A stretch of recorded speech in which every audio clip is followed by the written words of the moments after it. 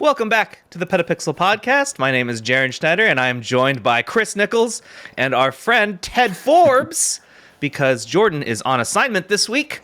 So we have a wonderful substitute in Ted Forbes here. Honestly, I would say people would be like, I'd rather have Ted. I would say equally good. Equally good, depending on my mood, sometimes better. We'll see how it goes. I have Jordan here, so. Well, glad to have you, Ted. Jordan always asks some ridiculous, inane question every week. Yes. I don't know where he's going to eventually run out, but I got one that's sort of on topic for what we're talking about this week. So this week, we're talking about CP Plus, which is the largest and basically only photo trade show left in the world. And it seems like there's a lot of hype around it this year. I think there's going to be a lot of interesting stuff that'll come out due to it. So on that note, I want to know, in the history of your time in this industry, what was your favorite exhibition or trade show? And what era was it from? If you can think back, what did you enjoy doing? And I can go first while you guys, because Ted has been sprung on him. He has. Ted and I are old. We have to go way back in the archives. His 5 brain cells are triggering right now. What have I been to? Okay, I will go first, and I've been to basically everything except Photokina. I never went to Photokina, but all of the U.S. ones. I did the Photo Plus Expo in New York. I did WPPI, NAB, CES, and I did Photo Plus last year. CP Plus last year. But my favorite one was WPPI in the 2013 to 2016 era. Right. Now, WPPI is like a white power thing, isn't it? Yes, that is exactly what that stands for. Yeah, Wedding and Portrait Photographers International. It takes place in Vegas. And in the 2013, 2014, 2015 era, I met some of the most incredible photographers because of WPPI. I made some of my best friends because of that show. And there was just a really nice, tight-knit group of folks that would always meet. We always knew where we would be. It didn't really matter the show itself. It was more we used the show as an excuse to come together and hang out for a few days. So I think that's why it was always my favorite show. Huh. Well, I'll go next because be quick, because I haven't been to a lot of trade shows. You know what I mean? I've been in the game for a long time, but never been to a lot of trade shows. And even to put that in context, this year is going to be the first year that I've ever been to CP Plus. And everybody's like, "You've never been to CP Plus? What's wrong with you?" I've never been to Imaging Edge. I've never been to NAB, and hopefully that'll happen this year as well. So I've missed out. So I have been to your white power party thing. And that was fine. But we weren't there very long, and I didn't really interact with a lot of people at that event. You were there during because of a Sony event, which was A7 III or something. Once they moved out of the MGM and moved over to Mandalay, and then I don't know where they are now. They keep moving it around, but it was because it was in the MGM that everyone was always there, all in one place, and it was really well located. When they moved it away, the whole show's vibe changed. Just never really got into that. And then Banff Mountain Film Festival is a local one, actually, that's really cool. They play all these mountain films, and we would always have a booth there with the camera store, and we worked that. It actually was quite fun, and there's lots of video workshops and stuff. But if I was going to say, the biggest trade show I've been to would have been Photokina back in the day in Cologne, and I think it was the third to last ever, and so that was neat because just the majesty, the grandeur of that size of place, it was pretty incredible. Obviously Germany was really neat, and we met Kai Wang there, and I remember the bloody producer said, "Well, we don't want you talking to the TCS, the camera store TV guys at the time." So we met up clandestine. We actually had a clandestine midnight meetup. And we had some beers together, and he called us the C word, but in that, really nice, friendly way that British people do. And it was, or maybe he didn't like us, I don't know. But that's it. That's my only. So he likes you now.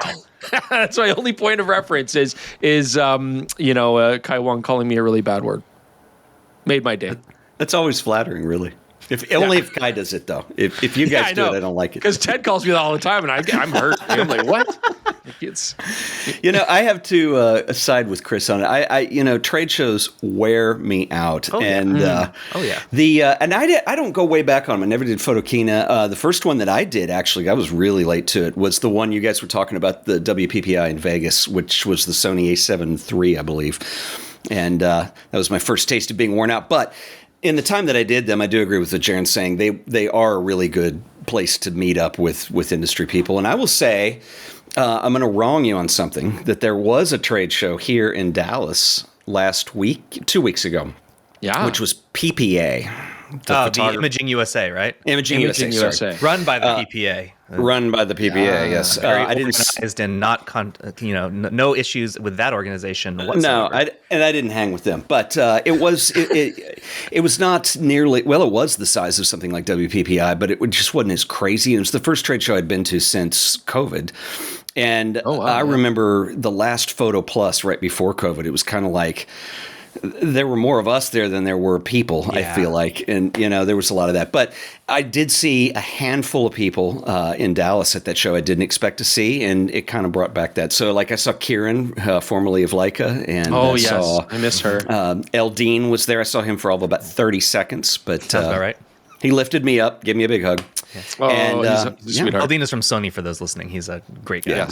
He's not in the imaging division so much as he used to be. He's like in the other No, he was promoted up and out. And that's kind of the sad part is, I'm happy for people for getting the promotions, but I enjoy hanging with them. So the self-centeredness of me wishes that they were still around. So the golden times. Eldine can party, that guy. Yeah. So here's a quick Eldine story. Years ago, we were in. So Eldine is partially He's got a lot blind. of stories. None of them are quick, so I'm curious. Is this legal to tell? This one's quick. So he doesn't see very well, and we're in Sedona. This was a small Sony trip for an Astro thing we were doing. I was with Steve Huff. Cool. And so he pulls out and leaves the back open, and Stan Moniz's backpack falls out immediately. We get on the highway. Nobody realized the back was open. And then later that night, we're in a ditch. And then somebody says, Eldine shouldn't be driving. He's like, he can't see. So I told Eldine somewhere in Sedona, they say there's an SUV still in a ditch. But wait, so when you were in a ditch, it was because he drove off the road? Yeah.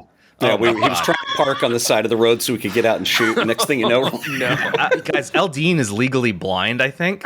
Yeah, he is. If you ask him to help you, we'll find something in a Sony menu, he knows where it is. But boy, that's the weird part. He has to bring the camera almost touching his pupil to see it. And he can find it. But you let him drive at night? Wild. All right. Well, we have a ton of news to cover because we had to skip last week due to scheduling conflicts. So we're going to get to that. And then we're going to talk about CP+. So let's get started. And I'm not wearing any pants. And there's nothing you guys can do to make me. That was not so good. I'm not going to try. Don't worry.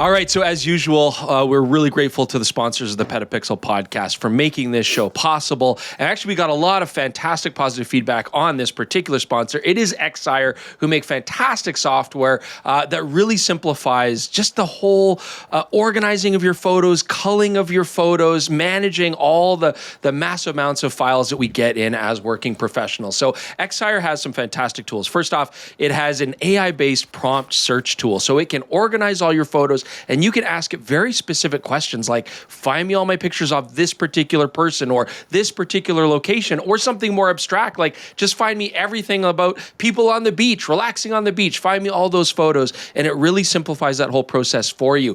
Beyond that, though, you also have really nice tools that let you add keywords, remember important people in your life, and also cull your photos. I mean, it's not just about organizing, but also limiting all the junk that gets on there. So it can look for things things like, are people smiling? Are their eyes closed? Is it out of focus? And that really simplifies the whole process.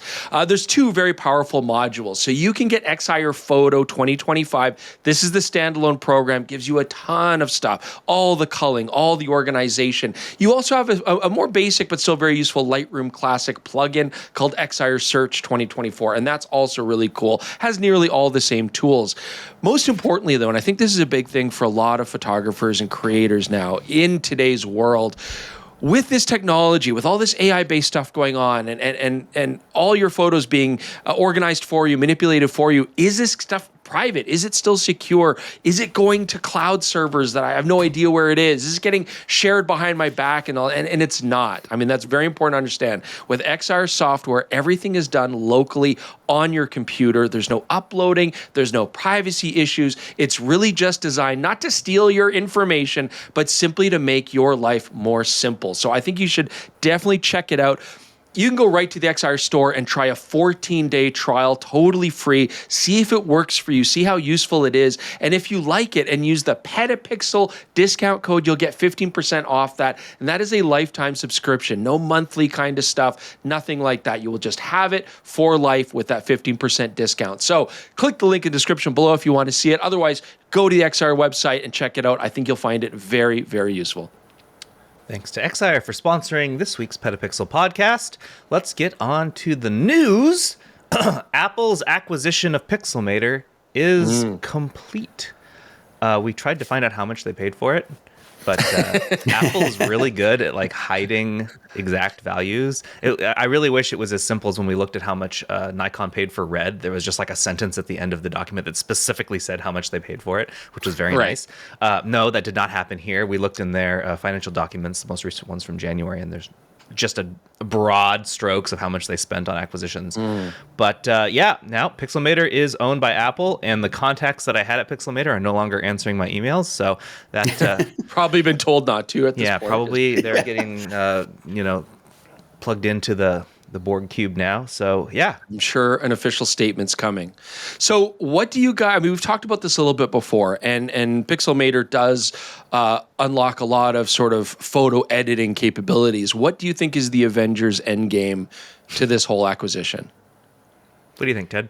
That's actually an interesting question. And I did sort of read your article, Jaron, but the acquisition, it seems like this has been going on a long time now.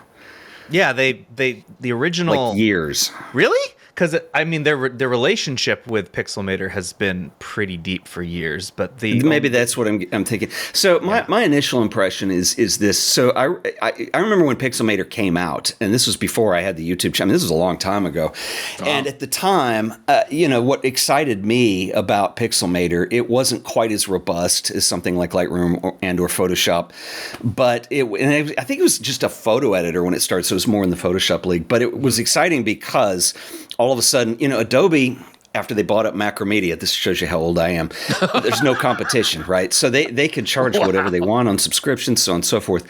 And it always frustrated me, especially at that time in my life, because it was broke and it was expensive to rent software, so to speak. And I liked the idea that people were coming along to maybe challenge that. How it's really hard to do because Adobe's an entire creative suite. It's been so years we're talking and years and years, and we still really it'd be very difficult for somebody to come out with an Illustrator and all from the ground up. But the Apple acquisition is interesting because that technology now can go into the hot mess that they turned the Photos app into. Make it a hotter mess. I don't know. But it is interesting. And I can't see Apple coming up with a complicated, just acquiring it to stay as an app. Usually they try to bring things into their own technology. So it'll be interesting to see where that goes. Yeah. Like selfishly, what I want to see is a return of what Aperture used to be, right? Yes. Selfishly, I want to see a sort of editing workflow that edits your RAW files, organizes everything. And, now that I'm an Apple apologist for so many years, hating them, and, parts of them I still do. Now that I use their products, creatively, yeah, you're like, oh, well, it makes sense to have a program that works really well with the Apple interface and the ecosystem, and a nice alternative. I mean, everybody loved the Aperture software until it didn't exist. Yeah. And it'd be nice to have alternatives to Adobe. Capture One is pulling guard duty on that one, right? You know, by themselves. We're going to talk about that here in a bit. So that's what I would like to see. What I think it's going to be, though, is maybe just more phone-based, mobile-based. I don't know. Like, is it really just going to be very insular and very small for just their company and their products? Or is it going to be something a bit more global that lets creators import video and import photos and really have some powerful tools? I suspect what they're going to do is maybe just dissect it and just sublimate it into their other programs. But yeah, probably the one that I think is like the worst quote outcome is that they simply just take all of the stuff that's in Photomator, which looks very similar to photos on the Mac app. They're like, if you had them open side by side, you'd be hard pressed to see the difference until you start clicking around and you see there's more editing capability in Photomator. They would just lift that and drop it in Photos, and then that would be the end of it. And we don't really see anything from the Pixelmator side, which is more the more detailed stuff. So that's, I think, is the quote worst case scenario. I like to hope for more as well, because I think Apple would be better, the best right now to compete with Adobe. Absolutely. And that's probably the most likely outcome, what Jaron was just saying. But, there isn't any AI component to Pixelmator that I'm aware of. There are a couple, but are there a few? Maybe that just for like selections and removals and stuff, which is. I mean, it's so hard to say when you get into a big company acquiring another one. There could be multiple reasons why it happens. Sometimes it's the development team. Sometimes it's the IP. Sometimes it's the AI technology, whatever. So I don't know what they have in mind. But I mean, it'll be interesting. But I suspect, because like Final Cut Camera is a module that came out, they improved their standard camera app. You have a more advanced option that unlocks manual control now. And this is something they always gave up to the third-party apps to support, right, up to this point, which made sense because, they didn't have a solution for that. But I think maybe Apple's now trying to make their own apps more powerful, more comprehensive, so you don't have to use these third-party companies, right? As much as Apple's like, hey, we love that people are supporting our interface and helping us out, like Halide and stuff and the Blackmagic apps and stuff, I'm sure they're also like, why aren't we just doing this ourselves? So that's what I suspect. I think we're going to see a more advanced Photos app just using a lot of this technology to make it, more capable. In the end, the user's going to win, but we'll see. We'll see. Right. Well, as you alluded to there, Chris, the next thing we're talking about is Capture One, because on the 14th, Capture One shut down its community forum. The original note was that they were just going to be deleting it and leaving only a couple things. In case anyone doesn't know what the forum it was essentially how people would discuss issues or try and solve problems, and the Capture One staff was also involved. So it was a more like open communication. The closest one that I can say is similar is Adobe has one too. Apple also has one where you can communicate, like devs get in there and talk about like how to fix certain problems.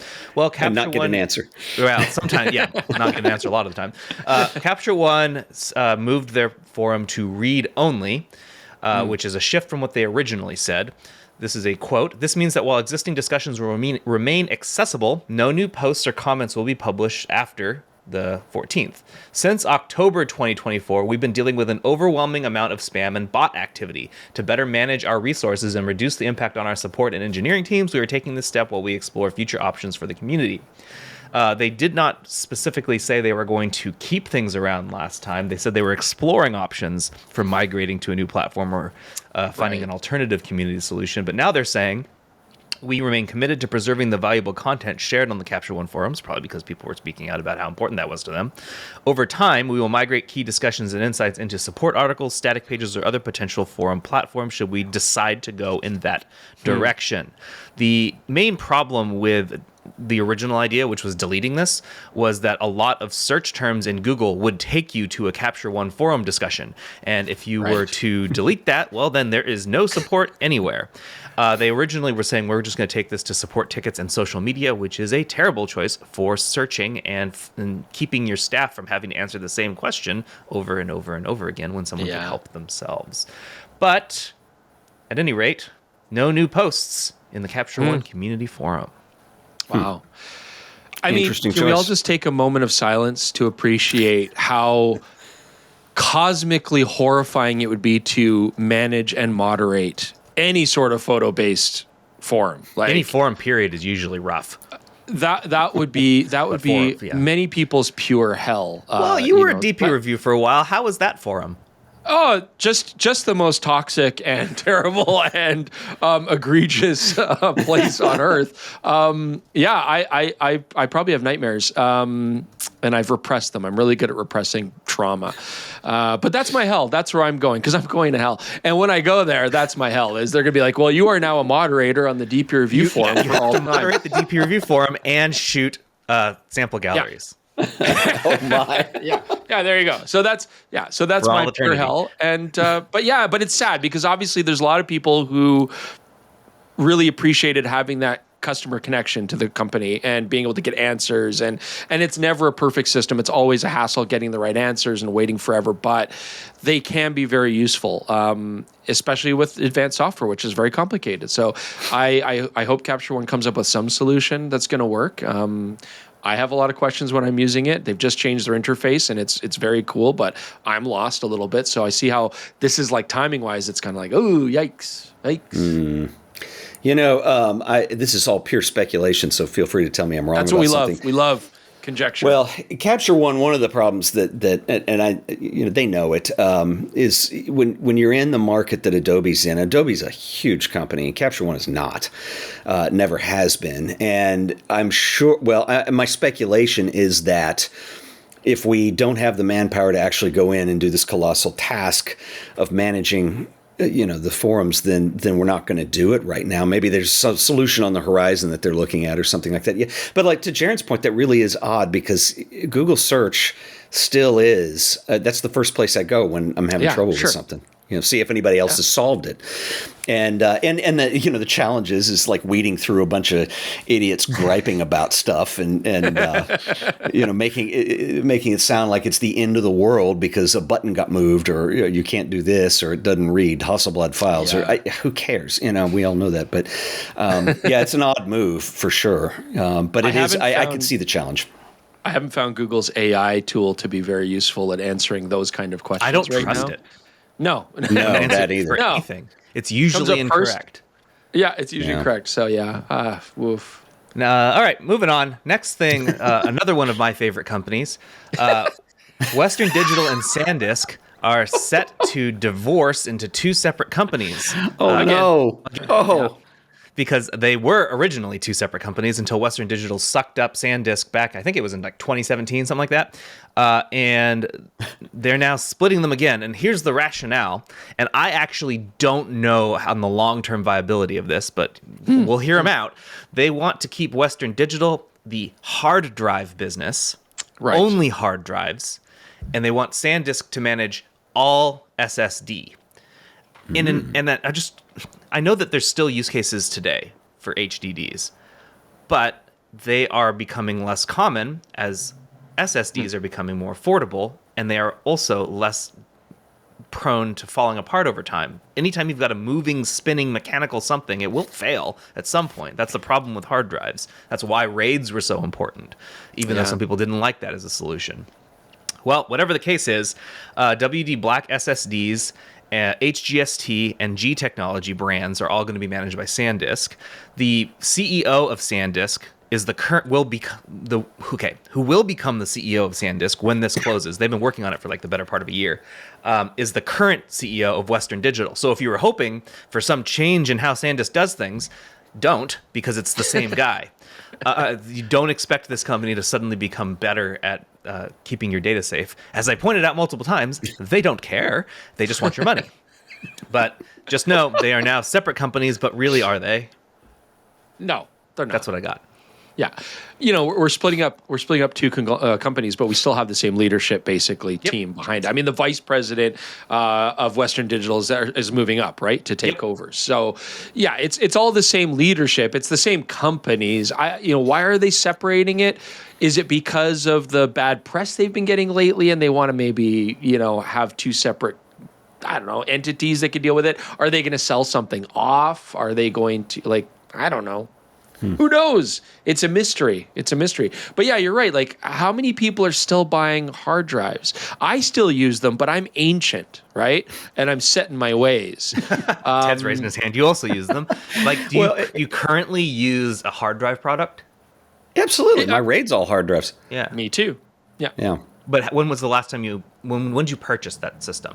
Oh, I mean, I've had it for 6-7 years, and no, I've never had to hot swap or replace anything in it. But I mean, I could if the day came. Yeah, and I'm not really sure when what the day comes. Well, what the reasoning is, but I mean, again, I mean, this may be the lack of me keeping up with technology, but I know that at least my knowledge of it was SSDs. It's the rewrite on stuff is like they would wear out over time or could potentially, and that's why you use the slower server grade hard drives in a RAID, and so that's the way it's set up. That's the HDDs, I think, will if once you've written something to them, and then like they sit there and you don't overwrite them, because when you do have to overwrite them, it does the same thing. It's a physical etching, so it eventually will screw up. But like those are good for that, as you point out, and they're much cheaper. Well, they used to be for the amount of data that you could get on them. But I leave pizza out all night and it's still good the next morning. So I think it's the same principle. That's true. Yeah. It's exactly the same thing. Western Digital clearly is on the same page with you. They think that there's still a business for HDDs. Pizza needs to be left out, and you can microwave your hard drives. I'm sure nothing bad will happen. Though, another thing to consider is how many enterprise level companies have legacy systems that so they're still going to sell them. There's a business support. This is definitely we're going to hear as a consumer, regular everyday buyer, going to hear the name Western Digital less. Because that's not where they're marketing towards. It's really going to be all SanDisk all the time with their cool new logo that doesn't make any sense. Design-wise. That's what it's all just about the logo. They're just like, look, we got the new logo. Now we need to separate the companies. It's the logo. But I think they're going to try to really revamp SanDisk as a brand. At least that's what they should do. And maybe put in the work to improve the reputation and come out with new products. Well, they're going to have to actually answer press when press reaches out for comment. Well, nobody's going to do that. 2 years. Oh, this is the world we live in now. We don't answer press. That's right. But we'll keep fighting the good fight and keep on them and see what happens. Let's move on to some good news. I'm actually going to rearrange these. We're going to do 2 film stories. The first one is Harman announced a new film stock. It's called Harman Red 125. It's a red scale, color negative film. This does not appeal to me, but it apparently appeals to some people. Ted, do you have any experience with red scale? No, zero. And it kind of blows my mind that there's enough demand. I mean, stuff like that is back in my early days, when I was shooting a lot of film, I was heavily into the experimentation stuff on things. So I can see how there's an audience of people who one have the money now too, because film was not that expensive when I was doing it. But yeah, it's interesting to see this come out. And there was I didn't see it in your thing, but Light Lens Lab announced that they were going to do a black and white. Yes. Yeah. That's coming too. So there's clearly a market there that I think people want to explore. I think the interesting thing about film is that when we were on that cusp, probably I would say 10 years ago, around 2014, because the Italian company was trying to come back, Ferrania, and they were very vocal about the fact that Kodak and Fujifilm and all the big companies, back in the 90s when people were still shooting film, they would sell them in bulk. A photography studio would buy cases of film every month, and they knew how to make it at that scale. But then when it became an enthusiast hobby, it was having these big factories that made all that stuff. So it seems like people are kind of coming to grips with that, and several companies are finding ways. And the Harman thing, maybe it's an experimentation to see what other kinds of alternative film stock would be interesting too. But I mean, I love that it's out. I have no experience with it, nor do I really have an urge. But I could see that some people would. So Matt Groku from our team is shooting with this right now. He did. Is he? Yeah. So he's using it. Is he into it? I think the important thing to keep in mind is this is not new. This has been around for a long time. And this is just Harman's new thing. I mean, Lomo has had red scale film for many, many years. They did a purple chrome film for a long time. It's basically just a fun monochromatic film. I really treat this like black and white film. Just has a color tone to it, an extreme color tone. And so it's fun, and the highlights block up, and the colors will change and get more intense as you change ISO. So, you can kind of be a little bit more willy-nilly with your exposures. And it's just, it's fun. It's kind of a one-trick pony for me. I think some people really dig it. I like monochromatic images, so I think that's cool. It's just a neat warm scale version, but it's not new. This is nothing revolutionary. Other people have done this for many, many, many years, and so we just have another alternative to try. The there tends not to be subtlety. Like subtlety's not really the name of the game here. Right. So, you could try the Lomo, you could try the Harman, see if there's a difference between the two as far as the overall tone. But I think you're going to get a very similar product, to be honest. Right. I would say I wish it was 24, not 36 exposures. That's a lot of exposures that look like this. And I would say like I would want a couple photos maybe in this scale, but that's not how film works. So like I don't know that I would get through a full roll of 36 and feel like I actually got 36 photos that I wanted that look like this. 2 years 24. later, they're still filming the camera. Yeah, it's just like, that just basically, yeah. I'm exclusively going to shoot redheads with this film. That's my goal. I know 2 so far. It's your new niche. One I made and one I married, but otherwise, yeah, I don't know. I don't know any other redheads. I'm gonna have to find some. They look fabulous on Harman. Yeah. Oh yeah. 100%. Yeah. Yeah. It doesn't matter. You could shoot anybody; they become a redhead. Anyway. Speaking of new film, Chris, your favorite Chinese manufacturer, Lucky, is making a major comeback. I have no corporate affiliation with the Lucky Film brand. You just told me that you like Lucky Film. Well, yeah, he was feeling lucky. Is this not true? You've told me you like Lucky and you can get Lucky. You made it sound like I'm like in bed with these people. I will admit I have bought my fair share of Lucky Film at the dollar store back in the day, because like Lucky used to make a whole bunch of film, and it was crap, but that's what was fun about it. I mean, you see film at the dollar store, you're like, hell yeah, I'm going to try it out, and and it was fun stuff. And then they shut down production for a long time, and so now, yes, I'm sorry, I've co-opted your story, Jaron. They've remade or are retooling and reloading stuff. I actually have a whole bunch of SHD, super high definition black and white film here. We're going to be doing in the summertime like a very expansive project on it. Should be cool. And this is not new. The SHD's been around for a while, but it's actually quite well regarded. So I'm excited to play with it. And just the mystery of these Chinese companies when you try to figure out like, where does this film come from? Is it Lucky Film rebranded? Is it FOMA film rebranded? Is it Kodak reloaded? Who knows? It's kind of fun and exciting, but Lucky does make their own emulsions, and so that's really cool. That's what's happening here. They're poised to release a brand new C41 color negative film sometime this year.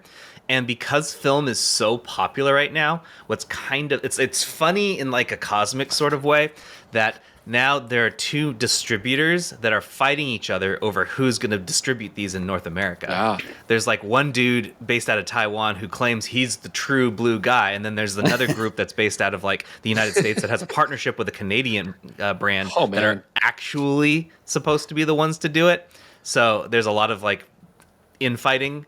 It's on Instagram and on Reddit and on Facebook. This is rad. Guys are just like going at it. Yeah. And that just tells you film is way more than back. There's money to be made, and that's why there's fighting happening. So this should turn into a whole wrestling thing, Roddy Piper, Hulk Hogan, but film. Who knew there was so much drama? Yeah, I mean, when something new with the potential to make lots of money comes out, and it's not really clear who's responsible for it, of course, there's going to be people fighting over the money. Whatever the case is, we'll probably see this later this year. The pictures of the film stock that we have on PetaPixel are just renders of what they think it's going to look like. We don't know because even the company that says that they're working directly with Lucky hasn't actually seen final packaging yet. All right, a couple more things. Last thing before we get to a Nikon block. We had a Canon block last time. We're going to do a Nikon block this time. I just wanted to clear this up because we had questions when we were in San Jose at the Samsung Galaxy S25 launch event, because they went on stage and said, we are integrating content authenticity from the Content Authenticity Initiative, the C2PA. We're putting that in our phones. And then they moved on with no more further explanation. And so I proceeded to ask everyone who I could find who worked for Samsung, what does that mean? Like, where? And I finally got an answer last week, and my problem with it is they're only doing it on AI-generated images. They aren't adding C2PA to actual photos, which in my opinion is bad. Right. Okay. That's not the way this is supposed to work. You can't selectively add the code or the metadata to one thing. It needs to be everywhere, and in my opinion, it needs to be specifically on real pictures. That's the entire point of it. So it's not that we're proving that a AI photo is fake. We need to be proving that a real photo is real. Okay. So One would think. So the stuff that's obvious, like, oh, this is obviously like a pencil drawing of my face, that is AI, but I already knew that. Okay, but then explain, Jaron. So let's say you do take a photo and you just do like a generative edit to it or use one of their AI-based tools like flare removal. How is it? It adds it. Tagging that. As AI. It says contains AI-generated content. AI photo tool used photo assist or something like that. Right. But if you just take the regular picture, there's no C2PA data on it at all. Right. So here's the thing that people often ask or say this exact thing. Why bother putting that metadata on there? I can simply scrub it. You're right. In this instance, you're right. Because what they're saying is a real picture will have no metadata. A fake picture will. So if you just take the fake picture and remove the metadata, then it's the same as the real picture. Right. That's backward. It needs to be on everything so that if there is no metadata, then you assume something has been done to it. Not the other. It's very like when you put it like this, that does make sense, right? Like this is a backward approach to this. Yeah, absolutely. If it's not there, one will assume. That sounds really official, you know. Yeah, it's very weird to me, and I think it's not Samsung's fault. I think the CAI has gotten a little bit confused with its messaging. When they saw that AI was taking off, this has been around since before AI generated images were like a thing. Now that they're a thing, the C2PA standard is being used as a way to like identify AI, and that's really was never the designed point. And now we've gotten to this era where it's like, okay, now you're really using it wrong, and it's not helping anyone. I got a question on that. So you know, Leica which is odd because you know they're kind of known for the real deal photography and not the AI, but they've gone to great lengths with the content authentication. But theirs is baked in, so you can't scrub it, correct? Well, you can once the picture's out of the camera. You can just remove the metadata if you want. It's very easy to do. Any way you can regularly remove metadata, you can do it there. But at least to your point, why would you want to if it's a real photograph? Correct. Exactly. Yeah. In the world where this system works, every real picture has this metadata attached to it. So if you were to see a picture and it didn't, your assumption would be why. But and that's why what Leica's doing actually supports this system. And then when the camera companies do add this stuff to it, that will make sense. But when Samsung only does it, and theirs is technically a camera too. That's a camera. Yeah. Right. And they only do it on the fake stuff. It doesn't work. So like would it be useful to have, like, you're looking through your feed and you're looking through stories and you're seeing these photos? I mean, I've noticed a big uptick in just straight up fakery, trying not to look like fakery. Like, it's one thing if somebody has like Tom Cruise's face. It's another where you're like, is that real? Isn't that real? Right? Like, we're getting into that age and it's scary.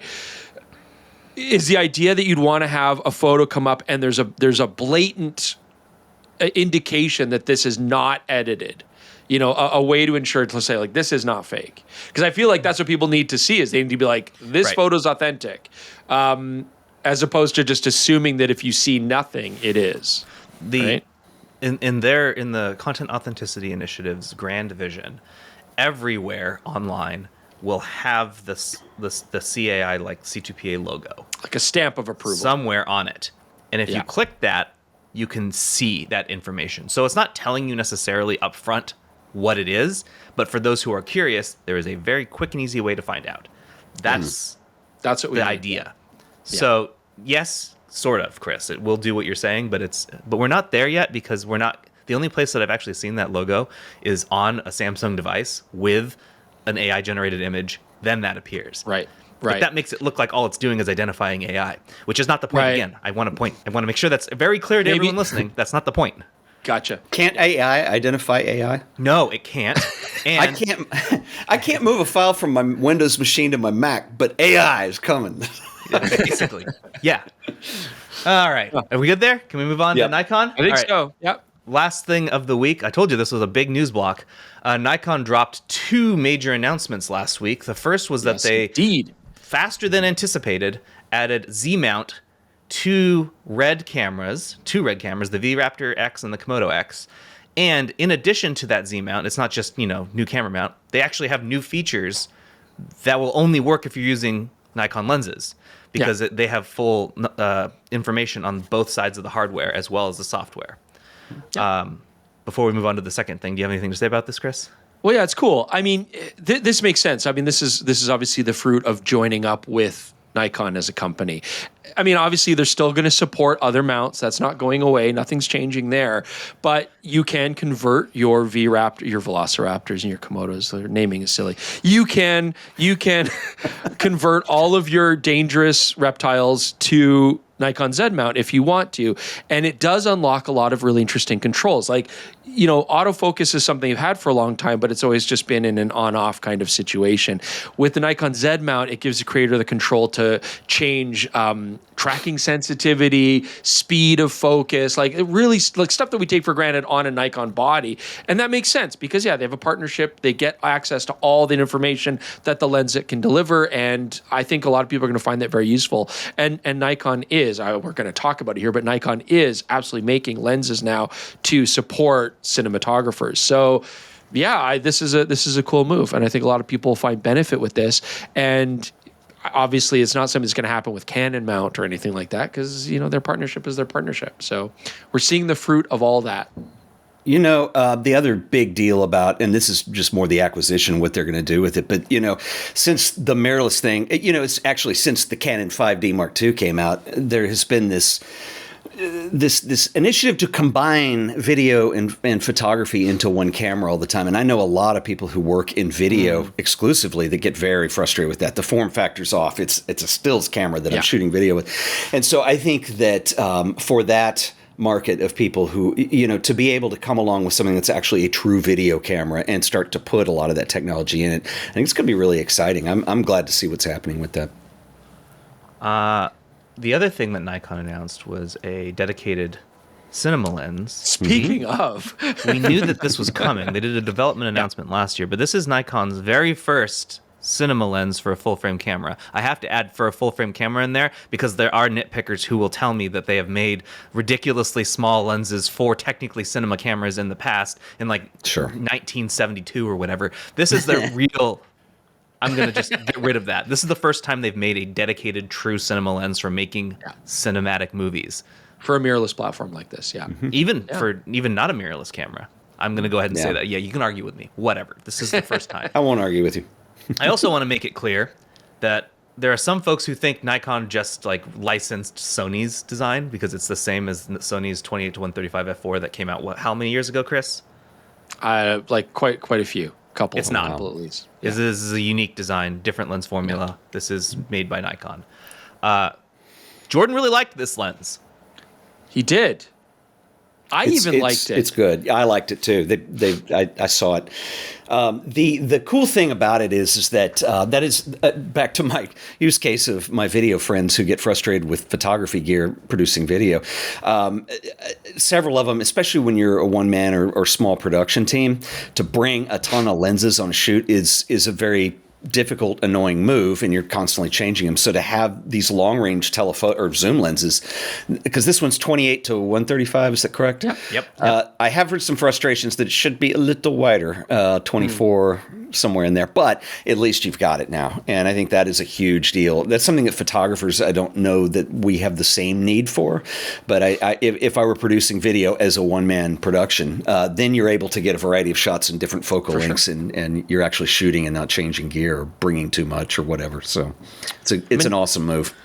Nikon's done so much work making their cameras now quite capable video cameras, right? I mean, having the red LUTs is another big benefit now, but even before that, they were really unlocking powerful record modes, really nice exposure tools. I mean, they've put a lot of effort into this.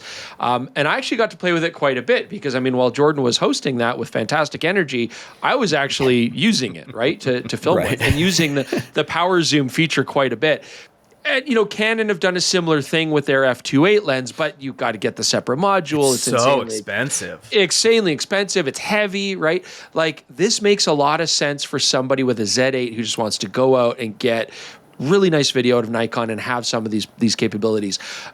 It's well built. I like all the control surfaces on it. It was nice to have different kinds of speeds that I could use to do crash zooms or slow zooms. I found the controls to be precise enough that you can do a very slow transition if you want, or a faster transition, and it all seemed to be quite logical. You, of course, can adjust the linear manual focusing ranges on these things, so you get a lot of control on it. Would I use it? No. But, it seemed well corrected. It seemed sharp enough for video. And it had a lot of other nice things. I mean, the breathing is minimal. That's what you want. And also, I'm not going to say it's parfocal, but it's pretty damn close to parfocal. Yeah. So on that note, that was a major question asked multiple times. I did ask Jordan specifically to address this, and he says it's not parfocal, but AF is enabled. When it's enabled, it will attempt to compensate. And you would say it does a decent job? Oh yeah, it did a great job. I mean, you'd have to really look for it to see it. So, and going from zoomed in to zoom out, I think you'd be fine. Zooming in though, the autofocus tracked it very nicely and kind of compensated for that. So it's very good, and I think it's neat that they're labeling it totally different, new colors, new design, make it really stand out. That was one of the main concerns when we were shooting the video. I mean, it was still an embargoed product, and they're like, hey, we went through the trouble to make this lens really, eye-catching from a distance. Let's tape the hell out of it because we're going to get in trouble. So it was covered in black gaffer tape. We had a guy come up, be like, hey, can I shoot behind the scenes for you while we're doing this? We're like, I don't know what to tell you. No, you can't, and there's no way to make it not sound totally suspicious. So he was probably like, these guys are a-holes, but we had a very secret product, and it stands out. But what's cool about this is going to bring a whole new potential group of people to Nikon that hadn't considered Nikon before. Between this, the Red acquisition, all that stuff, and I think that if you look at, and I've argued this, sorry Canon, but the 5D Mark II was an accident years ago, and it took off, and they didn't sustain it. They didn't. And Nikon, on the other hand, are looking for. It's like they're doing what Canon should have done years ago, which is it's cool to see. Yeah, Canon rested on their laurels. I mean, we'll see what Nikon does here, but they have to diversify, and they're doing it. So there you go. Yeah, very interesting. Okay, that does it for the gigantic news block. We're gonna the Nikon block. The main story this week is CP Plus and what we are hoping to see there, but mainly what you all are hoping to see there. Yes. I put out a couple questions. I put out the same question a couple of times on all of PetaPixel Social, including on YouTube, and got some feedback from you all. And we're going to go over some of the things you're hoping to see. But before we get to that, I just want to point out that if you become a PetaPixel member, we added a new perk recently, which is that you get to download full resolution RAW and JPEGs captured with new cameras and lenses. The one that we have up first in that bit is the OM System OM3. That's what we launched with. We will be then adding new images for everything that we review going forward that we're allowed to. If it is a pre-production product, we will get those as soon as we get a final production product. But if there's any downtime as well, we will go and backfill with some of the most recent things from camera manufacturers. But our goal here was to add more value to the membership so that it is worth it to you, and not just, hey, we need you to support Chris and Jordan because they're great and they're nice guys. Now you can actually get more stuff. Nobody bought that. So here's nobody believed you.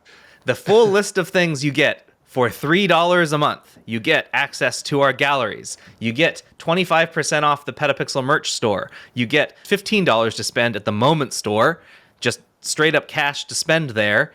And you remove all ads from PetaPixel for $3 a month. Or $30 a year. $30 a year, even cheaper. I feel like that's a good deal. And above all, you support what we do here, and it makes us less reliant on advertisers, which means we can keep doing cool stuff without worrying about how much we're spending to do it. We appreciate anyone who has become a member, and if you haven't, strongly consider it. We'd really appreciate it. And look, I can't make any promises because I'm not in charge of this program. I'm just helping out. But I mean, I might slip some, sexy photos in there into the gallery. I don't know. Feet. I don't know. Whatever. Anyways, just like that. Leave your comments below. Let us. I just want people to. I want you to make me feel good about my body, but we'll see what happens. That might not happen. Don't worry about it. Might not happen. Ignore that. Feet is what you're saying. Sorry, your own feet. Ignore that. Maybe there's another website you guys could pay $30 a year and you could see that stuff. I don't know how it works. Anyways, let's only move Chris. Let's move on. Moving on from feet pictures, there are two things to keep in mind for CP Plus that we know of. First off, Zeiss has teased its return to photography, and I believe even today they posted like a teaser image on their social. Let me go bring that up right now. Those just to coy find foxes, out. Tease away. But who said Germans aren't fun?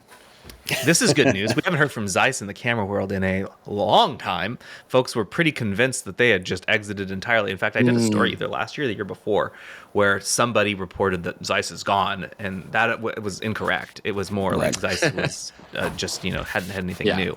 Long nap. But in their defense, though, like, the ZX1 failed. It's not happening. Like, it did not do well. And I mean, they haven't released a lens since 2019. Like, in the digital world, that's a long time. So yeah, you could see how people be like, oh, I guess they're done. Like, But this teaser's got a lot of the timing seems very CP Plus-y. So this is something we might see there. Ted, do you have the interesting thing about Zeiss though is in the DSLR age, I mean, they had a ton of lenses, man. The Milvus was full lined out, multiple apertures in various focal lengths, and then, they had the Batis and the Loxia, and I think there were two things that kind of were very unfortunate timing. One was the complete shift with everybody was doing to mirrorless, and all of a sudden they're not selling DSLR lenses, which is a shame because some of those lenses were absolutely gorgeous. They're huge, but they're gorgeous.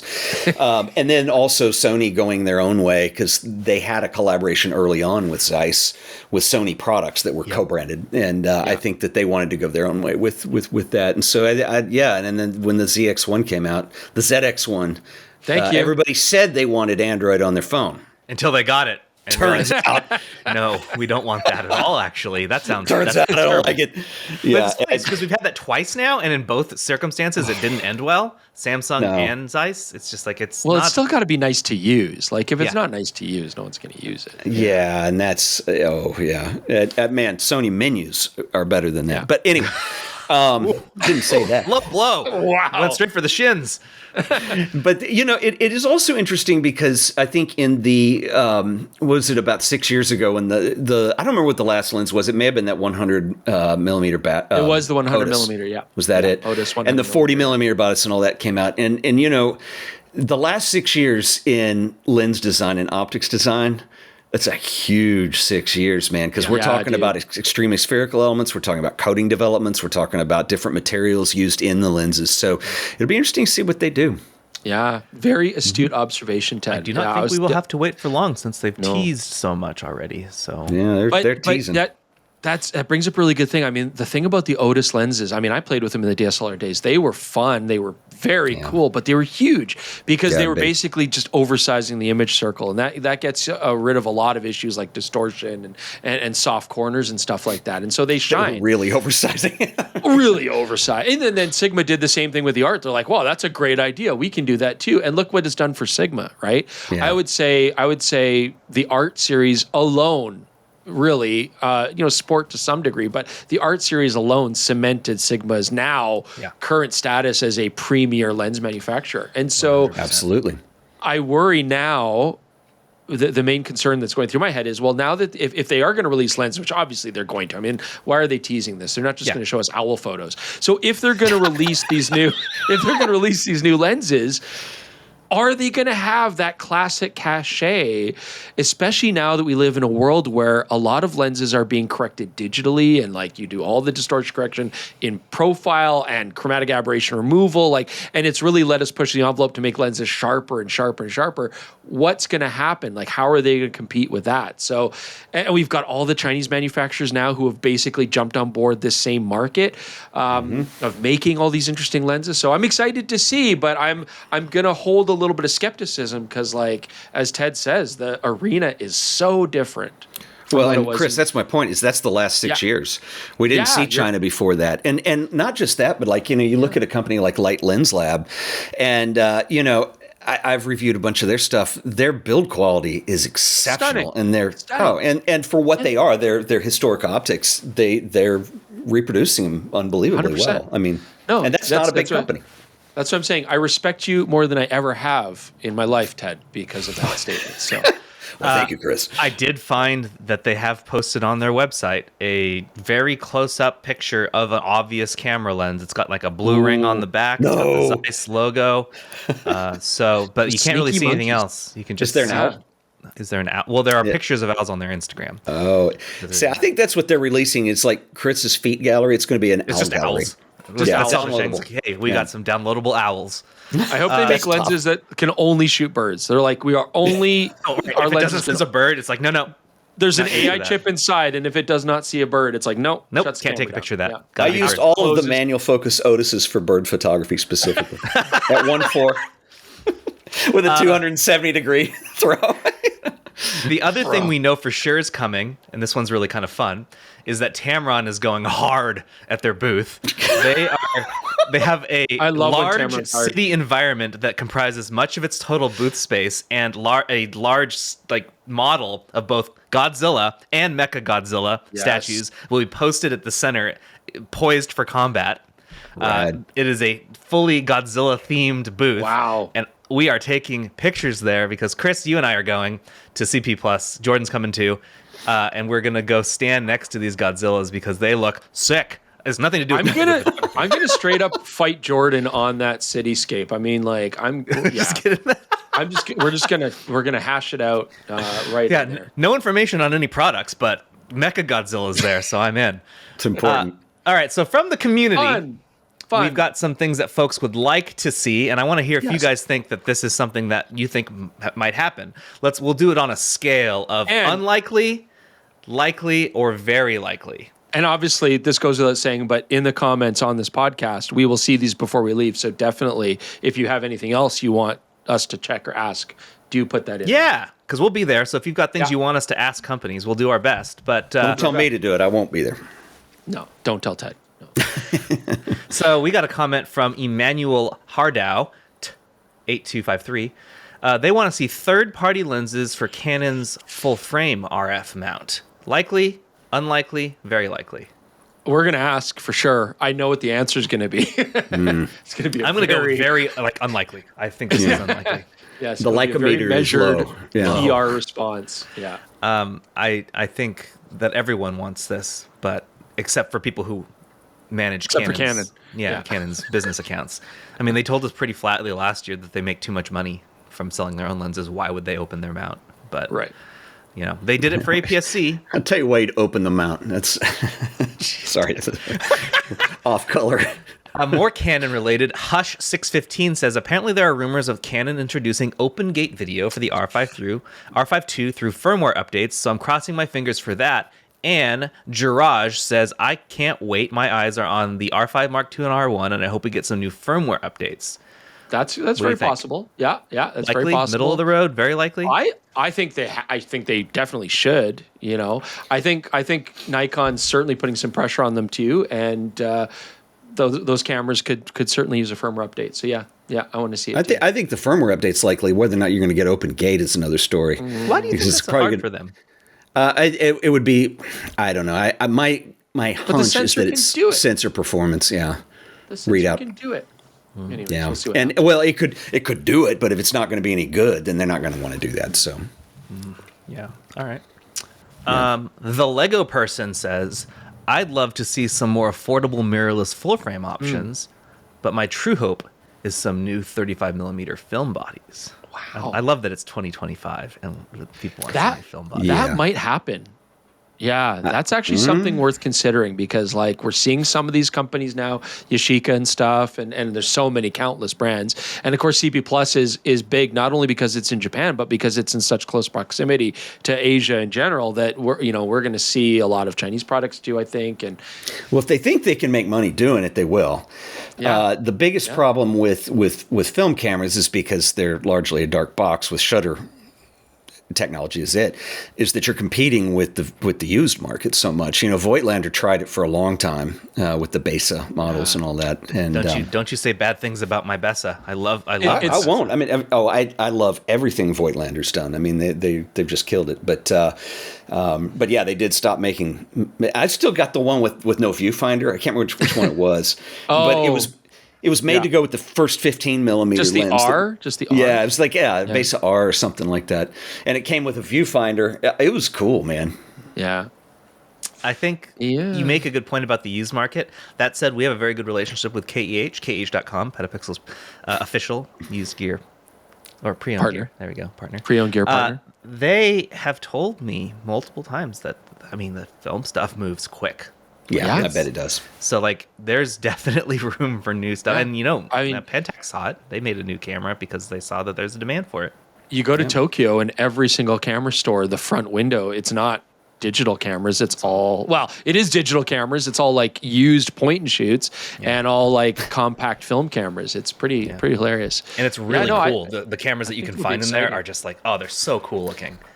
I do feel, amazing. Though, people are going to be going for, not people, but the manufacturers are going to be going for style over substance. I think it's going to be who can most effectively tap in to the cultural zeitgeist behind all this and get people excited for it. Because clearly, and this is not a criticism, but clearly image quality isn't the paramount concern here, right? The paramount concern is experience, fun. Everybody likes the bad aesthetic now, right? That's cool. So it's going to be who can make the baddest of the bad cameras. We'll see. The baddest. Holga will have a resurgence. Oh God. Yeah. Just actually, I want a camera that digitally adds red eye to every photo. Oh yeah, that's what you want. Even without flash, it's here you go, red eye. I don't know if you guys remember that though. Holga went under at one point, and then people were making 3D printed Holgas, and then they came back because there was. I actually bought in college. I bought my now wife a Holga, a plastic Holga. Yeah, because that'll get you married. And there's such trash cameers. I believe she said it sucked. So yeah, it sucks. They're terrible. I think it's the greatest camera ever made. It's terrible. Ted, stop it. No, you have to learn how to shoot it. But still, I will say, so many respectable, because we're talking Ted Forbes here, so many respectable photographers, actually, when the Holgas came out, went on this huge kick of doing a project on them. Everybody and their dog went from putting down their $20,000 studio cameras and being I'm going to shoot this model shoot on a Holga. And there you go. They started. There's a reason we don't do that anymore. Yeah. Oh, what else is coming? What else do people want to see? Multiple people are saying that they'd love to see a Sony A7 IV and an R7 II from Canon. What do we think? What is the likelihood of an A7 V? When did the A7 IV come out? I don't feel like it was that long ago. No, it wasn't that long ago. But I doubt it's going to happen. But at the same time, I think I kind of am in this thought pattern, everybody wants to now compete with the Nikon Z8, and rightfully so. So who can make a Z8 match or Z8 killer? Here's the thing, though. All these people who, you may be right about that, but then Nikon, when you are Nikon and you are the one already who has the Z8 and you realize I can't sell anything else because this camera's value is too good. It's actually a problem. So Nikon needs to make a Z5 too and really kill it with that. That would be their next marketing strategy. If we see that, just to go off topic a bit, I don't know that we're going to see many big launches camera body wise. I think everybody's already shot their shots for this year, or at least for until mid or later in the year. But who knows? Who knows? But a Z5 II, that would be a coup. They don't. I mean, maybe they used to be at trade shows, but I just don't think. Sony did the WPPI, but it was more it was just time to go along with, and we knew about it a little earlier. So I don't know. I don't see it. What about R7 II? I think is it time for an R7 II? Is it ever time for an R7? No, sorry. No. I think Canon's done for this year. Yeah, not as far as big camera releases go. You mean fiscal year? They've got most of 2025 to go still. I don't know. I don't know what we're gonna see. I don't know. I mean, I do think the R7 is probably next for Canon, given the age of the last one. So I don't feel like Canon moved fast. They do not. No. Like, I don't think it's going to happen for thoughtful. CP Plus, is what I'm saying. I think it's way off. Yeah. So, unlikely. Yeah. All right. Yal Borap says, I want to see something entry level. It doesn't need to be exciting. It just needs to exist and be good enough to sell well and put some downward pressure on the used market, which is an interesting perspective. I think we kind of touched on that, yeah. Z5 2. Yeah. This is one that I think is incredibly unlikely because I don't think they're ever going to do it. James Kesman says, Ricoh GR4. Why would they do that when they continue to sell the GR3? They don't need to make a GR4. Yeah. No. Well, and what is it you want to see out of, the only reason that I'm excited about the next model is because there's something that I know they can do that they're not doing. And this is a weird market right now because we plateaued so much that it really takes something different. Like, Chris was talking about the Nikon Z8, and I think that it's an incredible camera. And it's they've worked wonders with that. What do you want to see that's not there? Open gate. I don't, Yeah, like people want it because it would be new, but when you ask them what do they expect to see in it, those answers are like, I don't know. I'm sorry, I'm bashing on OpenGate, but it's like that for me too, because it is very convenient to be able to shoot OpenGate and then crop what you need if you're mixing posts. And if I were working for somebody and that was part of the workflow, it probably would be a godsend. But I never shoot that way. It's too taxing on the computer when I put it in there to edit it later. And why would you want that in a GR anyway? No, I'm just throwing that out as a feature, but yeah, OpenGate GR, street photography, OpenGate masterpiece. So Bing Bong and Chips Lab both say they want to see Lumix do something, and S1 anything, which I think is funny from Bing Bong. And then Chips Lab says just like S1, please remember it exists, Panasonic. They'd love to see some S1H2 info. So at the end of last year, we really thought we were going to see Panasonic do something with this, and still nothing. So I don't know what to make of it, man. They're due. People are waiting for the H. Yeah, waiting for the new full frame dominant video based camera. So that's another interesting one because I remember when we all flew out to Los Angeles when they released the H, and for some of us they didn't have enough cameras for samples, so some of us was flying to LA to watch a PowerPoint. But anyway, I remember that. That's right. That sucked. Nice, it was damn good PowerPoint. Yeah, Jaron and I did. I mean, it was, and then we got on a red eye to New York for a Sony. That was in the days of press events. Good God. But that was a groundbreaking camera. I mean, that was a legendary video where Chris was cheating on his GH5, or sorry, Jordan was cheating on his GH5, and it was a great video. And I mean, but that was a great camera, and I think that for people who do video, that was sort of I'm going to call it the Z for Chris's sake, the Z8 moment for Panasonic, and it's been a while now, and I agree. Aged out faster than I thought it was going to. It's kind of did. It didn't have the staying power because video performance got so much better. Yeah, than the next couple of years behind that with sensor performance. Well, I do love Panasonic. I want to see them kill it with something, but anything for Panasonic. Anything. The other thing Chips Lab said, which I find hilarious because it's like morphing what this is. We talked about the medium format, like fixed lens camera rumor from Fujifilm, like the last time we were on, Chris. Now it's turned into a medium format rangefinder from Fujifilm. From the rangefinder style, I guess. What do they? Yeah, do they know what they're saying there? I don't think we're gonna get a rangefinder. Maybe rangefinder style. Who knows? Like X100 style, but medium format. Sure, whatever. We're gonna have to wait to see. We talked about that quite a bit on the last podcast, and we'll see. We'll see. All right. Last one is from Daniel Borisov. If Sony won't do an Android APS-C or full-frame camera, which we've hilariously already covered why that's probably a bad idea, I would like to see DJI doing it and starting this part of the camera competition, or trying to pick up where the last two people who tried failed. Or why not Apple designing a sleek and ergonomic camera add-on module for the iPhone with larger lenses and sensors, grip, and better dynamic range, so you want them to make a camera. With that much computational power, they could break the current image and video quality barrier if there is an optional hardware add-on that would send some ripples through the industry. It would. I just don't think it'll be sustainable. Apple's not going to do it. No reason to. All of that has been done, by the way. You remember Sony had that little attachment that went on phones. They did. Olympus had one? Yeah. Olympus had one. Going to say, right? Bluetooth. And every one of them failed. People think they want And they throw computational out there. I guarantee you, people who want computational imaging, the phone's going to do it.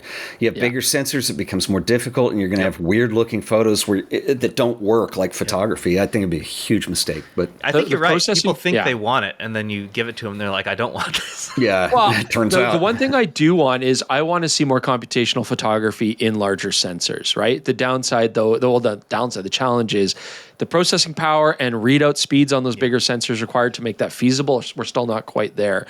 But that is something I could see we're going towards, the evolution of these sensors. To add to that, Chris, though, I think the implementation would have to be very different than it is on phones. And I'm just telling you this from a photographer's perspective. I love the iPhone. It shoots a certain thing really well, and it's best to stick to that. When I'm trying to do moody stuff when I change the exposure and I try and lower it, I'm like fighting with all the computational imaging. It's trying to pull it back the other way.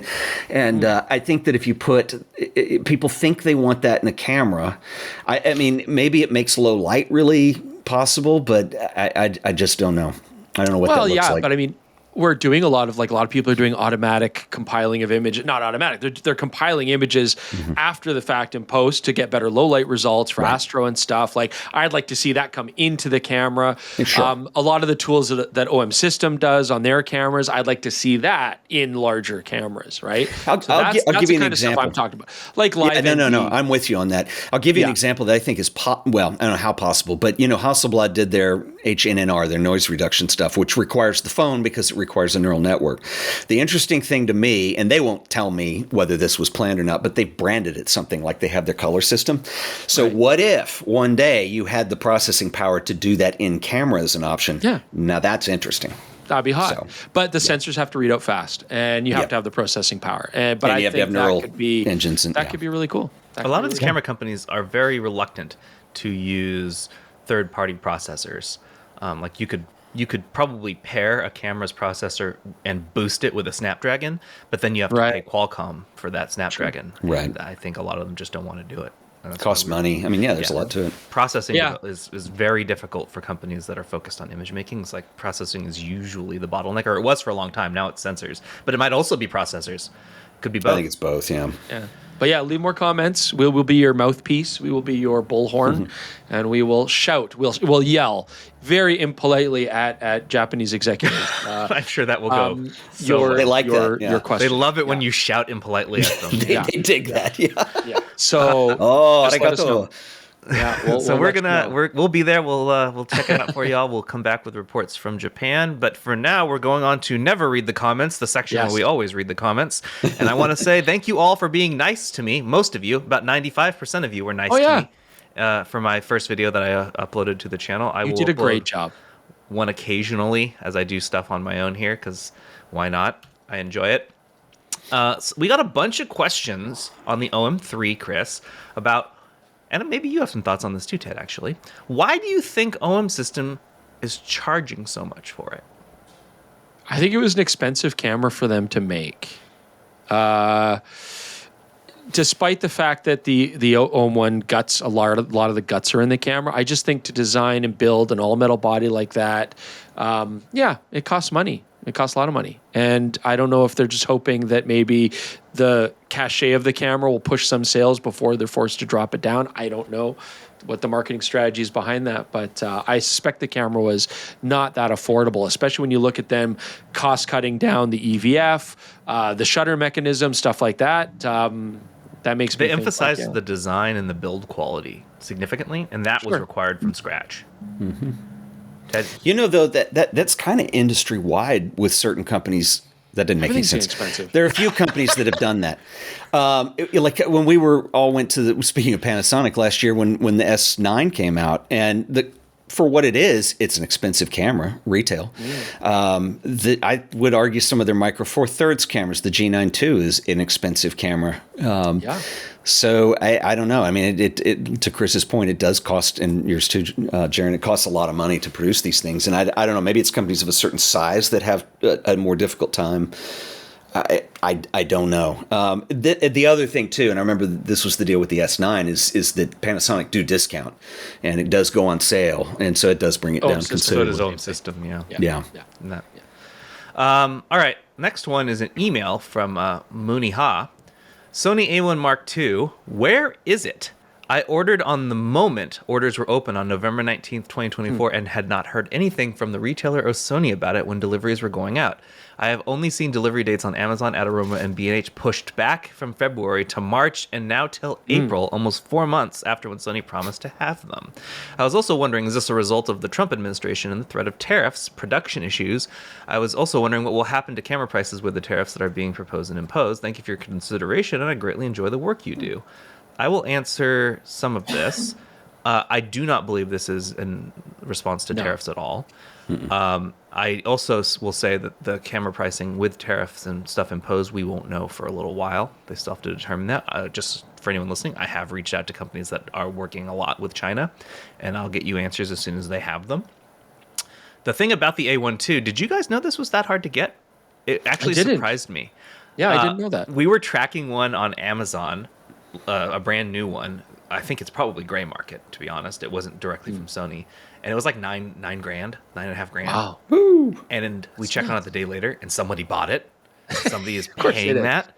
So wow! It is my understanding through the sourcing that I have that Sony didn't realize that it would be as popular as it was, and their production just was not to the level that the demand was at.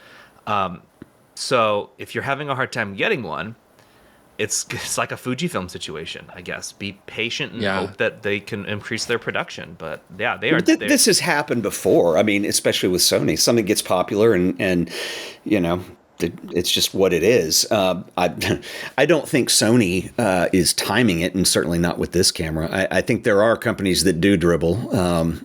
To keep it a hot product, but I don't think that they intended to. This has happened before. I remember Sony cameras that have come out and you order them day one. In fact, that's kind of why I stopped doing that years ago. If you really want something, back when the ARX 100s were really popular, it used to happen all the time. It'd be 2 months before you got one, and you order it the second it goes. You know.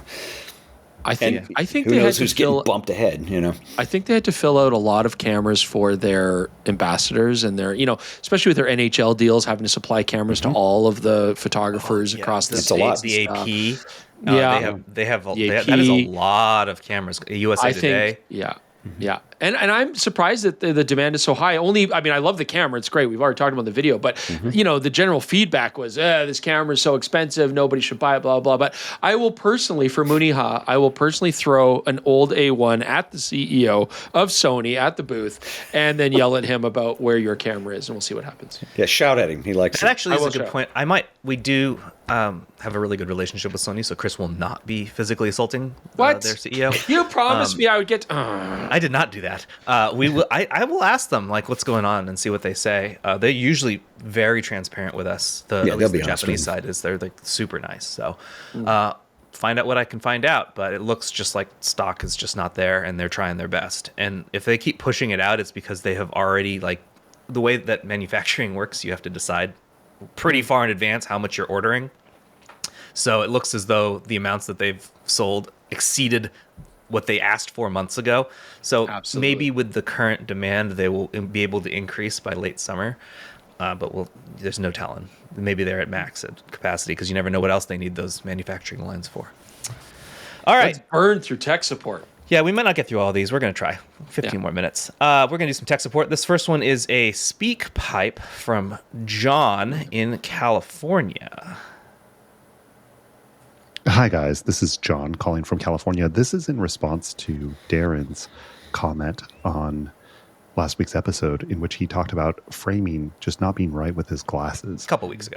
This is actually a problem I've been dealing with for many years, and I'm very frustrated that it hasn't been addressed very much by the camera market, given the number of people who wear glasses as well. The issue is that the alignment of the viewfinder is skewed often when you're wearing glasses because you have to be further back from the eye viewfinder. This causes the illusion that the frame is, that you're seeing the edges of the frame, when in fact, there's actually more image space than you realize. One solution that I did want to offer is that if you allow the in-camera viewfinder to have the rule of thirds lines set up, you can train yourself to focus on composing your images based just on the rule of third lines, on the grid lines, or whatever grid lines you choose to use, so that you aren't reliant on the edges of the frame to put your subjects where you'd like them. The other suggestions you guys recommended were amazing, and thank you so much. I appreciate addressing So there's not really a question there. It was more like I wanted to include that for anyone who is still struggling with glasses. So there you go. And that's more cool. suggestion. Thank you, John. Yeah, and this is great. I mean, this is why we love the comment section and the tech support, is that this is a great topic where a lot of people gave a lot of good feedback. We had a lot of suggestions, and so that's really good. And I'm happy to have even more there. So thank you, John. Appreciate that. I was going to save this one actually for when Jordan was here, so I'll cut that and move on to the one after. I got an email from Michael Cox that had like 6 questions in it. It's like a round robin series. And so I'm like, why don't I just add one in here a week for a while? So this one was Lightroom versus Capture One versus other image editors. What are you guys using? What have you tried? What do you like? X over Z. Same with video. I know Jordan likes Final Cut Pro. So what are you guys using? Ted, what are you using for your photo editing and editing in general? I will say Lightroom, and I'll tell you why it comes down to the cataloging. It's just, Capture One's great. It's another subscription. Yeah, it is now. I'd love to use it. Yeah, it is now. And it's just, it comes down to the cataloging. That's where everything lives. I mean, is Lightroom the greatest thing in the world? No, but it works for me. I can edit quickly and it does what I need it to do. And done. It's funny. It's like every time we talk about Lightroom now, it's always with this dirty shame, just this dirty shame. Yeah, every tone of voice is apologetic, and it's like, I'm such a bad person. Like, like I got my dog from a breeder, I didn't rescue it. I love my dog, but yeah, and it's like, but I would never trade her for anything. She's the best dog ever in the world because she's not a rescue. And I'm just, so it's like, Lightroom, I'm the same way. I use Lightroom because it is kind of the best software in the world for it. I'm sorry. I hate to say it, but it is. It's very good. I like the tools. I like the interface. I really enjoy using brushes to work with my photos in that more organic way. And I mean, other people do it, but their implementation is still the best, I think. Mm-hmm. And on top of that, it's like I've used Capture One now a little bit. I'm playing with it. The new interface, I like it over the old interface. Color controls are excellent for Capture One. I know that's something we harp on, but they are really nice to use. But that's not enough to like win me over.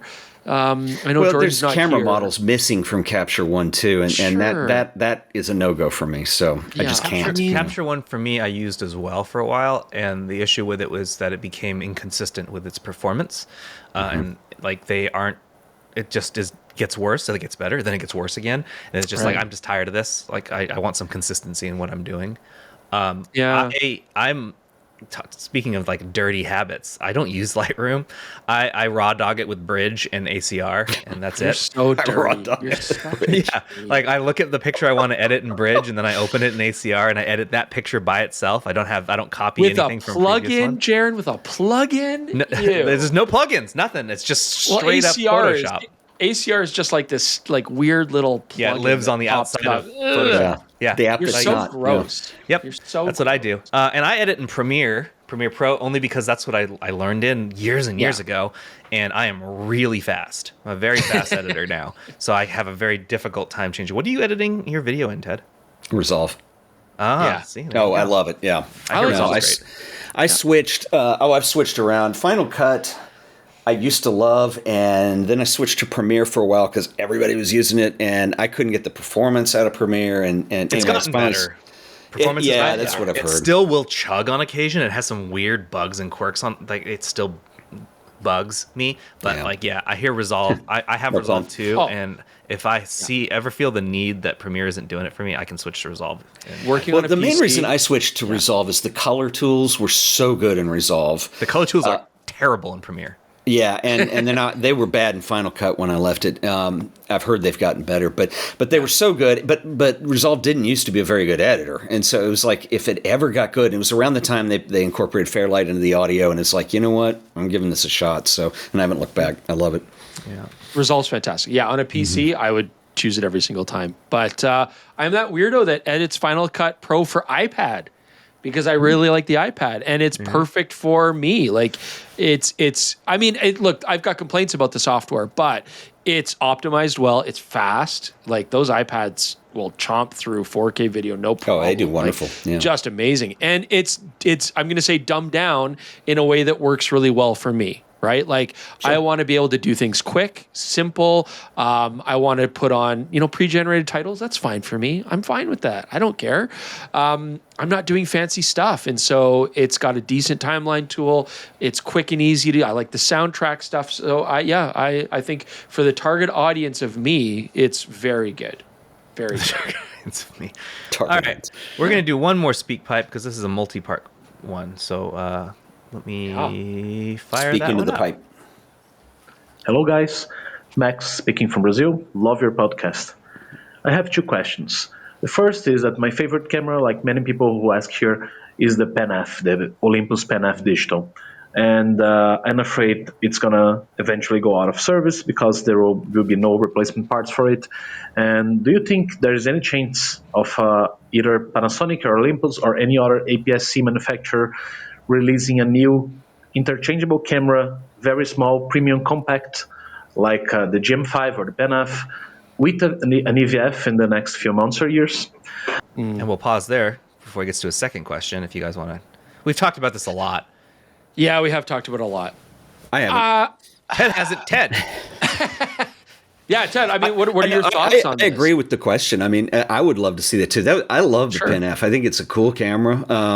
That was one thing. God, Olympus just did so well. It's like for a small camera to still be really ergonomically interesting and comfortable, and you don't have to carry all this stuff around. I would love to see it. I mean, I don't know what Olympus have in mind, but even Panasonic, they've stopped making small cameras. They're going for bigger stuff. Every one of their cameras has to have the same shell, I think. Yeah, the G9 II, the S5 II. Don't get me started with that. Yeah. Don't get me started. But yeah, I would. I mean, I'm totally with him. I'd love to see it, and I'd love to see it with it. I mean, I don't know how easy it is to do with a really good viewfinder because sometimes that starts taking up space and heat dissipation and all too. But man, I'm with him.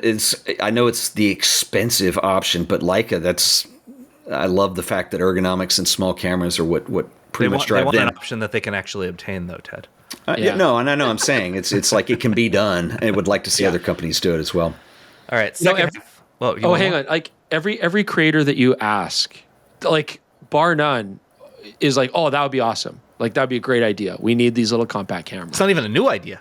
No, it's not a new old idea. Now the Pen F did not have an EVF.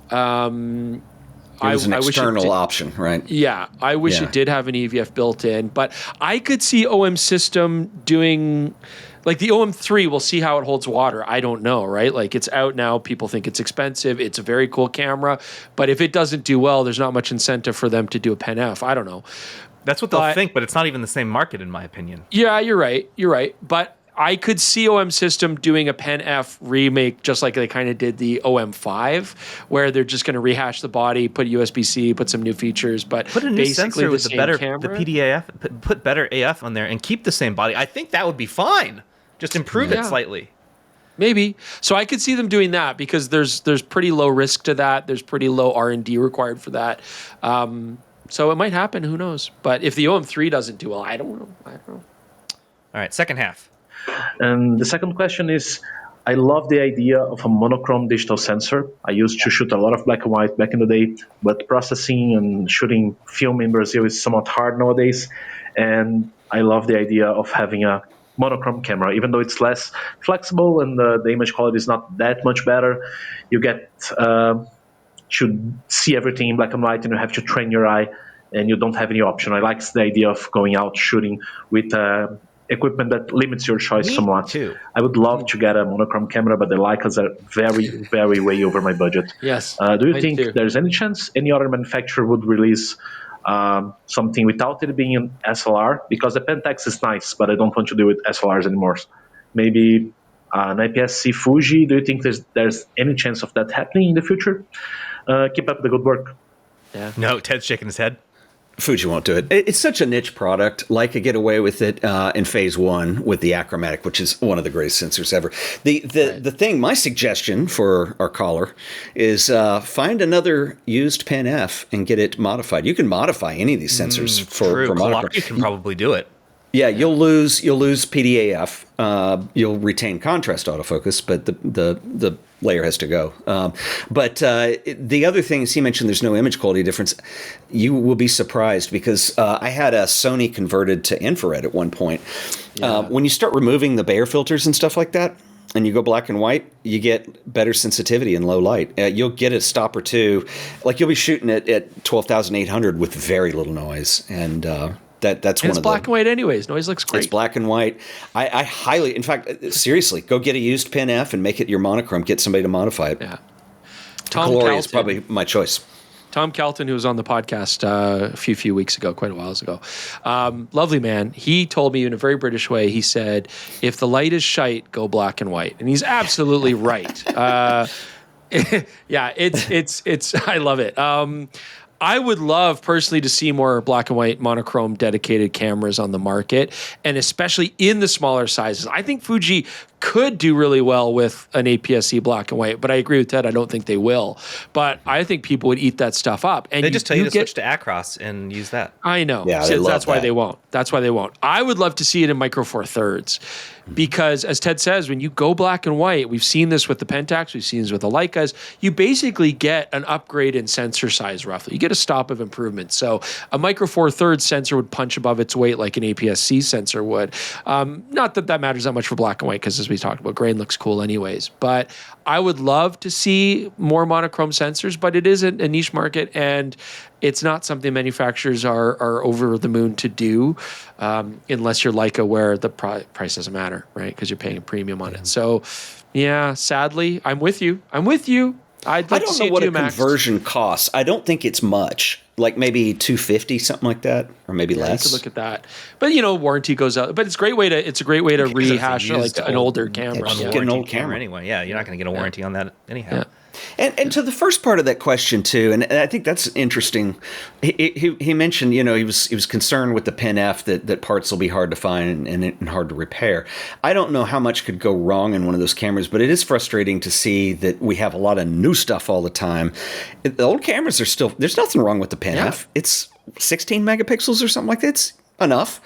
Yeah. And those are good cameras, and I would wager to say they're still good cameras, and the prices on used ones drop, so you could keep one of those around. It's funny. I think like a lot of people worried, this is a bit off topic, but a lot of people, we sort of assume like, a camera made in the 70s, early 80s is going to last forever, because it does, right? Like my Nikon FE is as old as I am, and it's still going, But actually, it's surprising how, short of damaging the camera by dropping it, these old point and shoot cameras that are, 15 years old SLRs, but I say old, but I mean modern digital bodies, they're holding up just fine. Like the actual breakdown rate's pretty low.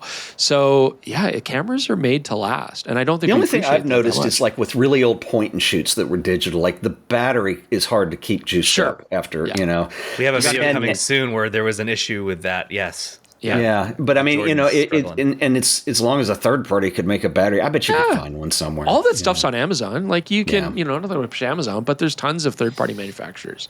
Mm-hmm. Yeah. All right, we're gonna end with the feel good story of the week.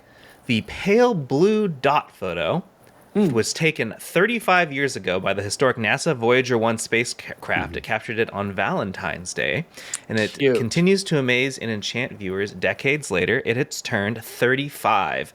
Pale blue dot is among the most well-known space photographs ever taken, and it shows Earth from 6 billion kilometers, 3.7 billion miles away. It remains the most distant photo ever captured of Earth, and it is younger than me. I mean, in the end, it is a tiny little white dot, but it's cool. Yeah. Speaking of longevity, that Voyager 1, man, is still going. Can't kill that thing. Nope. Yeah. They're still doing firmware updates, I hear. Yeah. Oh boy, that probably takes about 6 years to complete. But you could send that signal, Bluetooth. I guess. It got OpenGate via firmware update. Aren't aliens supposed to find that thing by now and then launch shoot the first OpenGate photo of Earth? Yeah. Yeah, start a... Here's the. You're not going to get OpenGate on the Voyager, Ted. Stop asking for OpenGate. Chris, are you old enough to remember when they launched that? I do. That was a big deal because we were talking about really it. Old. Yeah, our science class, and because I remember they were saying they put like all this various styles of music on different media, like there's records in there and stuff, I'm at least old enough to remember when like textbooks, it was new. It was like, oh yeah, we put the plate on here of like the Vitruvian Man and like all these like messages to aliens and stuff, and that was neat. Yeah. So yeah, but I was not that old. I'm sorry, Ted. So. Here's a quote from Carl Sagan's 1994 book titled Pale Blue Dot. Look at that dot. That's here. That's home. That's us. On it, everything you love, everyone you know, everyone you have ever heard of, every human being who ever was, lived out their lives. The aggregate of joy and suffering. Thousands of confident religions, ideologies, and economic doctrines. Every hunter and forager, every hero and coward. Every creator and destroyer of civilization. Every king and peasant. Every young couple in love. Every mother and father. Hopeful child, inventor and explorer. Every teacher of morals. Every corrupt politician. Every superstar. Every supreme leader. Every saint and sinner in the history of our species lived there. On a mote of dust, suspended in a sunbeam. And now AI. Way to ruin it. On that, thanks for joining us for the PetaPixel podcast this week. Ted, thanks for sitting with us, taking over for Jordan. This was the third one now. Yeah, we got to have you more often. You're very fun. And you have a good mic this time. People can't complain about that. Yes, good mic. Yeah, I know. Nice I have better audio. I listened to the comments. You got some Henry Cartier-Bresson in the background there. Like, ooh. Yeah, Bresson and Avedon. Yep. Oh. We are headed and Chris Nichols. What is it? Oh, Chris Nichols? He's Chris Nichols original? Yeah. Chris, Jordan, and I are headed to Japan to go to CP+, but we will not be forgetting the podcast. There will be an episode next week. Ooh. Look forward to it. I still don't know where we're going to do it. We will find... in a cramped tummy room, I hope, but we'll see. Probably. Yeah, that'd be great again. Thanks, everyone, for joining us. We'll see you next week. Goodbye. Bye. Thanks, Ted. See ya.